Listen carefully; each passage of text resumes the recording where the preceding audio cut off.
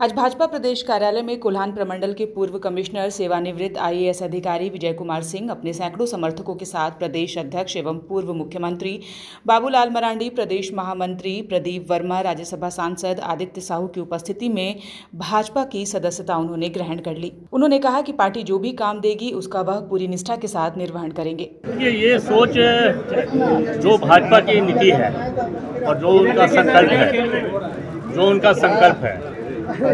वो मुझे बहुत आकर्षित किया और मुझे लगता है कि एकमात्र राष्ट्रवादी पार्टी जिसे सच्चे अर्थ पर हम राष्ट्रवादी कह सकते हैं, राष्ट्र सर्वोपरि जो कॉन्सेप्ट है, तो उसी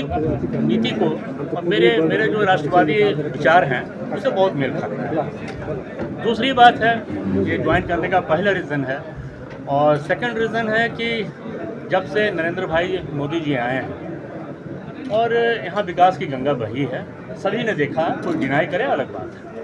विपक्ष का काम है डिनाई करना, लेकिन उनके नेतृत्व में ये, जैसा मैंने अपने संबोधन में भी थोड़ी देर पहले कहा कि इस देश का मान बहुत बढ़ा है, विकास हुआ है, ग्रोथ रेट आप देख रहे हैं कि 6.6 से ज़्यादा है, 6 पॉइंट समथिंग है, ऊपर नीचे फ्लक्चुएट होता है। तो कहने का मतलब है कि लोगों के जो आर्थिक स्थिति है वो बेहतर हो रही है और दिनों दिन बेहतर हो रही है। देश एक तरह से विश्व गुरु की भूमिका में आ चुका है। उतना विकसित अभी नहीं हुआ आर्थिक तौर पर, लेकिन हम लोग रक्षा के क्षेत्र में काफ़ी मजबूत हो चुके हैं और अन्य क्षेत्रों में भी, चाहे आप रेलवे देखिए, जैसा अभी अध्यक्ष महोदय भी कर रहे थे, रेलवे का देखिए कितना विकास हुआ है। अंग्रेजों के बाद जो रियल विकास हुआ, खासकर सड़क में तो कोई मतलब विपक्षी भी डिनाई नहीं कर सकता है कि गडकरी जी के नेतृत्व में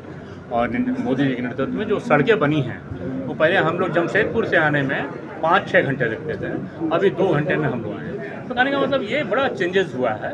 और आधारभूत संरचना ही विकास का पहला पैमाना है। क्योंकि आपने प्रशासनिक जो काम किया है उन क्षेत्रों का अनुभव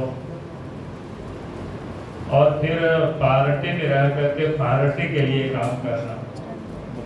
तो निश्चित रूप से ये दोनों अनुभव को जब एक साथ मिला करके हम सब लोग काम करेंगे तो पार्टी को और मजबूती और ताकत और बल मिलेगा। और वो भी उस समय, क्योंकि सामने आप सबको ध्यान में है कि 2024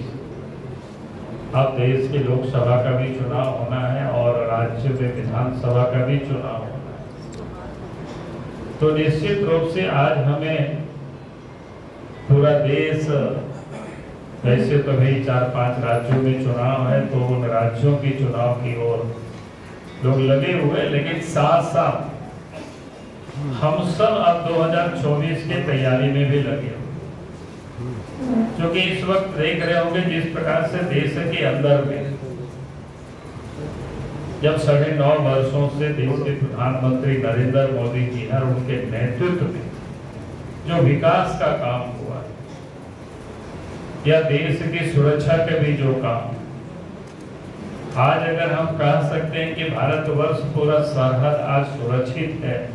तो नरेंद्र मोदी जी के कुशल नेतृत्व के कारण सुरक्षित।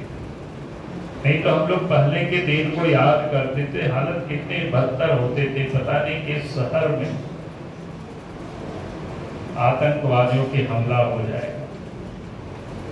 कभी मुंबई होता था, कभी दिल्ली में हो जाता था, कभी तो पार्लियामेंट में भी हुआ, कभी आंध्र प्रदेश में, हैदराबाद में, कभी पूना में, कभी अहमदाबाद में। ऐसे देश की आप जितने भी बड़े प्रमुख शहर हैं सभी जगहों पर और सीमा पर तो अनगिनत हुआ करते। लेकिन जब से देश के प्रधानमंत्री नरेंद्र मोदी जी बने तो आप सब ने देखा कि आज देश की सरहद भी सुरक्षित है और देश के अंदर में भी हम सब सुरक्षित हैं। न्यूज़ विंग के लिए रांची से रफी शमी की रिपोर्ट।